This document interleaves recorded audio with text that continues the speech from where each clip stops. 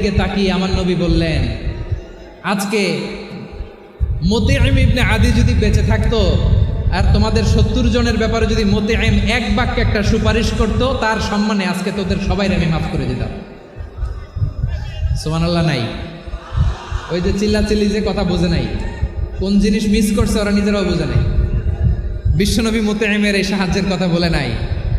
৭০ জন মুশরিক হাঁটু গেড়ে বসা, নবী চাইলে এখনই এক্সিকিউশন অর্ডার দিতে পারে।